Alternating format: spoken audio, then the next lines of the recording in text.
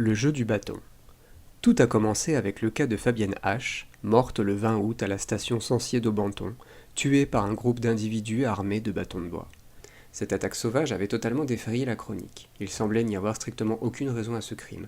Pas de revendication terroriste, pas de motif politique, et aucun lien même distant entre la victime et ses agresseurs qui aurait pu induire un crime passionnel ou un règlement de compte. Il ne s'agissait pas non plus d'une agression sexuelle. De prime abord, ça semblait être un acte de gratuité totale. Les coupables ne tardèrent pas à être retrouvés, et l'on étudia longuement leur cas à l'aide de psychologues. Les conclusions de ces derniers mirent un certain temps à être diffusées dans les médias. En fait, ce n'est pas tant qu'ils eurent du mal à accomplir leur travail, au contraire, leurs rapports furent rendus dans les 3 jours.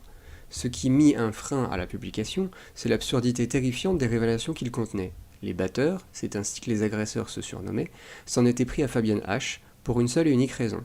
Elle portait un drôle de chapeau. C'est celui-ci qui avait excité toute leur rage, les avait transformés en sauvages et les avait poussés à ce crime brutal en pleine heure de pointe, aux yeux et à la vue de centaines d'autres passagers. Si encore l'affaire s'était arrêtée là, ça aurait été un drame parmi d'autres, une agression plus violente et choquante que la moyenne. Mais ça ne s'arrêta pas là. Ce n'était que le début d'un lent déclin vers la barbarie la plus pure. Une période de calme suivit tout d'abord ce fait divers. Calme avant la tempête, dira-t-on. Et l'orage éclata vers le milieu du mois de septembre.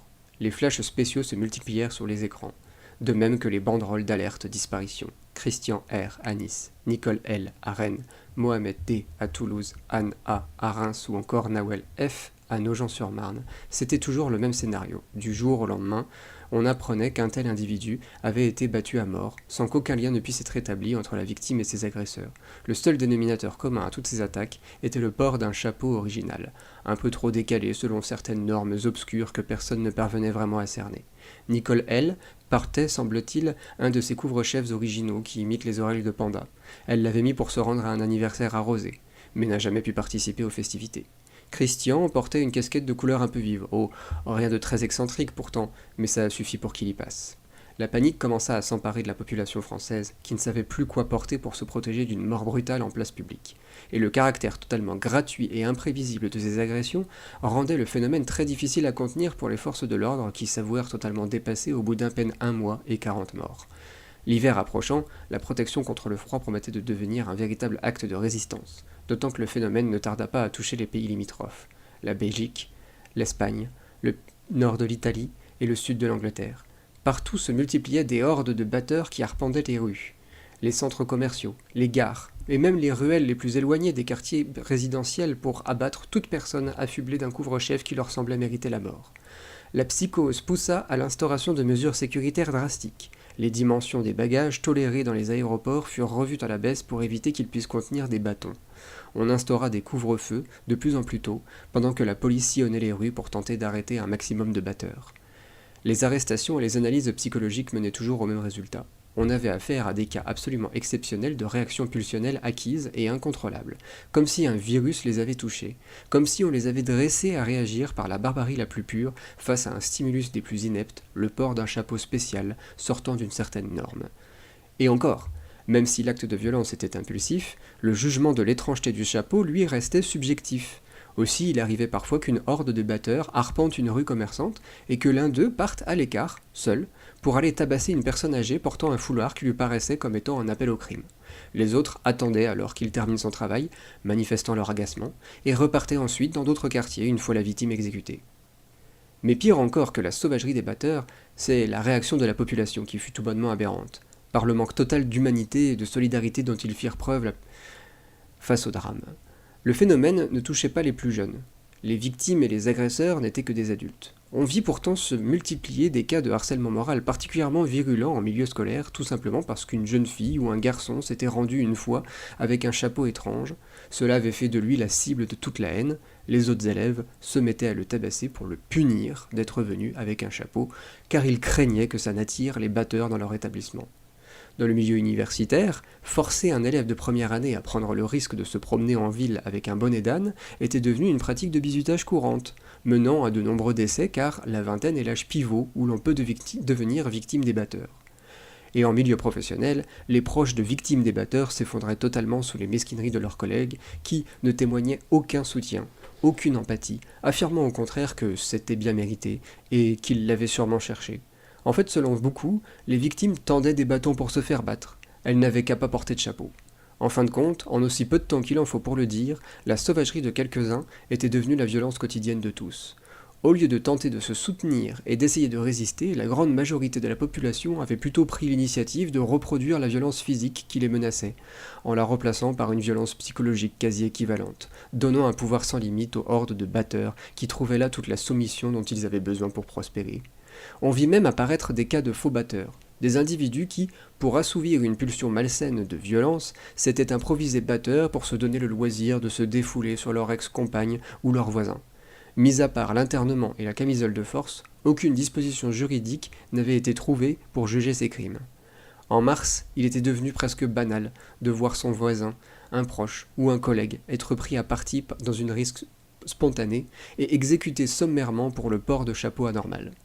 Le phénomène avait déjà conquis toute l'Europe, traversé la Méditerranée pour se présenter aux portes de l'Afrique et de l'Orient. Il avait aussi ravagé toute l'Amérique du Nord avec une rapidité fulgurante. Des batteurs désarmés ayant réussi à traverser l'Atlantique en avion pour colporter leur virus une fois arrivés de l'autre côté de l'océan. Et ce n'est pas faute que les services secrets aient tenté de ficher les batteurs potentiels, ceux-ci continuaient à se multiplier, à croire qu'il suffisait d'une légère prédisposition et d'un simple contact de la main pour être atteint du syndrome. Le comportement des batteurs s'apparentait de manière latente à celui d'individus ayant subi des conditionnements psychologiques de type pavlovien, un stimulus, les drôles de chapeaux, une réaction, la mise à mort. La presse ne tarda pas à se tourner de manière très assistante vers le milieu universitaire. On commençait à penser que le drame des batteurs était le résultat d'une expérience qui aurait mal tourné et aurait pris des dimensions totalement incontrôlables. On s'intéressa notamment au cas du docteur Buzzati, qui menait en secret des expériences interdites dans les tréfonds de la Pitié salpêtrière. Ses recherches, à mi-chemin entre Pavlov et Milgram, s'intéressaient effectivement à la capacité des humains à s'infliger mutuellement des châtiments, que ce soit corporels ou psychologiques, dès lors qu'une autorité ou une pression extérieure quelconque les y a autorisés. Mais la trace du docteur Buzzati se perd peu de temps après le début de ses embrouilles avec sa direction, lui-même ayant été victime d'une attaque en avril, en plein cœur du quartier de la Butte aux Cailles, à la sortie de son domicile. Une vive contestation apparut au retour des beaux jours. Des collectifs d'artistes révoltés commencèrent à occuper l'espace médiatique, sur les réseaux sociaux, dans la presse, dans la culture. Ils étaient soutenus par de nombreux artistes, chanteurs, dessinateurs ou comédiens. Ils adoptèrent le nom de mouvement des chapeliers fous et revendiquaient des actions coup de poing, des défilés de masse dans les grandes villes, des manifestations, le tout toujours affublé de chapeaux excentriques.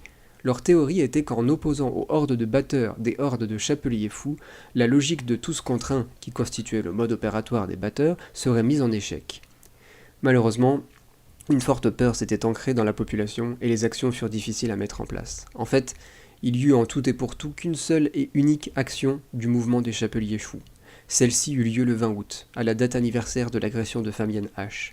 Initialement, elle ne devait avoir lieu qu'à Paris, et les participants étaient invités à se réunir à la station Censier-d'Aubenton pour marcher ensemble jusqu'à la place de la République en portant des chapeaux excentriques. Personne n'y croyait vraiment, mais tout le monde suivit l'événement, de près ou de loin, en retenant sa respiration. Un groupe d'une quarantaine d'individus apparut à la sortie de la station, rapidement rejoint par une quarantaine d'autres. Très vite, le petit groupe devint un attroupement, l'attroupement une masse, la masse un défilé, une armada, une armée. Le phénomène prit en un temps record une ampleur magique. Il régnait dans le cortège une ambiance d'allégresse, chacun des participants ayant le sentiment d'avoir intégré un événement historique. Les chapeaux que tous portaient donnaient au tout l'apparence d'un rituel, comme une procession religieuse que des millions de croyants attendaient depuis des lustres. Alors que ces derniers mois, toute couleur avait disparu de la mode, laissant place à des tenues brunes qui ressemblaient à des combinaisons d'ouvriers, la foule qui avançait dans les boulevards ce jour-là portait sur la tête toutes les couleurs du monde, toutes les formes et tous les styles. Les uns portant des tubes en papier rose de fabrication artisanale, les autres portant des foulards couverts de motifs comiques. Certains même étaient venus déguisés en licorne, en ours, en sorcière avec des chapeaux pointus. Très vite, les fenêtres s'ouvrirent sur le passage du cortège, alors qu'elles étaient restées fermées, volets rabattus au début de l'événement. Au fur et à mesure qu'ils avançaient, les riverains les rejoignaient, grossissant les rangs des chapeliers fous. La nouvelle se répandant sur Internet, sur les téléphones et les téléviseurs, d'autres rassemblements se formèrent à Lyon, à Marseille, Turin ou Bruxelles, à Londres comme à Prague. Aucun incident n'étant à déplorer, le mouvement ne tarda pas à être suivi sur l'ensemble du globe, de New York à Sarajevo, de Jérusalem à Manille, de Berlin à Taipei et de Pretoria à Casablanca. Des centaines, des milliers, des millions d'individus descendirent dans les rues pour marcher ensemble, la peur au ventre, contre la barbarie et la folie. Et pourtant, contrairement à ce que les plus pessimistes spécialistes avaient prévu, ces essaims de cibles potentielles n'eurent pas pour effet d'exciter encore plus la rage des batteurs. On n'entendit nulle part dire qu'un participant de la marche avait été pris à partie, frappé ou même menacé par qui que ce soit. Les festivités s'étalèrent ainsi jusqu'au cœur de la nuit. Le sentiment que tous avaient de participer à ce mouvement si exceptionnel, si unique de l'histoire de l'humanité, donna au plus grand nombre une vitalité et une vivacité qu'ils ne se connaissaient pas, et tous s'endormirent avec l'innocence d'un enfant. Le cauchemar recommença, évidemment, le lendemain matin. Toute tentative de recensement échoua, désespérément. On n'eut que des estimations approximatives qui évaluaient le nombre de morts à plusieurs centaines de millions d'individus. Les festivaliers eurent tous le même choc lorsqu'ils s'éveillèrent après avoir passé la nuit à la Belle Étoile et qu'ils trouvèrent les rues, les places et même les parkings couverts de corps ensanglantés. Il fallait s'y attendre, scandaient les médias, et les articles dans la presse déjà parlaient du plus grand massacre public de tous les temps. Après une journée magique, une nuit d'allégresse, ce spectacle de désolation sonnait comme un sinistre retour à la réalité, comme si toutes les promesses et les espoirs de la veille s'étaient envolés en une fraction de seconde. Rapidement, tous les réseaux furent saturés, et il fut impossible de communiquer sur l'ensemble du globe, chacun cherchant à retrouver un proche qu'il pensait mort, ce qui ne facilita pas du tout les choses et rendit la tâche très complexe pour les secours qui, dans la débâcle, arrivaient toujours trop tard quand la victime rendait son dernier souffle. Les volets qui s'étaient relevés furent de nouveau rabattus, et tous les chapeliers fous lâchèrent leur couvre-chef pour fuir comme des voleurs. Le principal objectif était de retrouver leurs proches, leur domicile, leur famille. Les transports étaient à l'arrêt quasiment partout. En fait, cet événement eut pour effet de paralyser le monde entier pendant une semaine complète. Pour certains, il fallut plusieurs jours de marche pour regagner leur maison. Pour d'autres, il n'y eut pas d'autre solution que le vol de véhicules. Sitôt la foule dissipée, les boulevards et les places, les rues et les parkings furent plongés dans un silence de plomb, donnant à voir un paysage apocalyptique. Ces images de guerre étaient diffusées partout dans le monde, dans les JT télévisés, dans les journaux, sur les sites d'actualité. Même dans les chaumières, la parole n'était pas de mise. On se taisait, les uns, ceux qui n'avaient pas participé à la marche, terrifiés mais soulagés de retrouver leurs proches, et les autres, ceux qui en revenaient, honteux d'avoir cru à une lubie si dangereuse. Il fallut bien une semaine de plus pour que le silence soit rompu, et que des révélations d'envergure soient faites. Les corps qui jonchaient le sol dans le monde entier n'étaient pas les corps des manifestants, c'étaient ceux des batteurs. Pendant la nuit qui avait suivi la commémoration de la mort de Fabienne H., toutes les personnes atteintes par le syndrome du batteur s'étaient jetées par la fenêtre. Ceux qui n'avaient pas à portée de main une fenêtre perchée suffisamment haut pour provoquer la mort s'étaient jetés dans un fleuve, s'étaient tirés une balle dans la tête ou encore pendus. Il semblerait que la simple vue de la foule des chapeliers fous avait suscité en eux un soubresaut de violence fulgurante qui s'était retourné contre eux. Tous, au même moment, avaient mis fin à leur jour.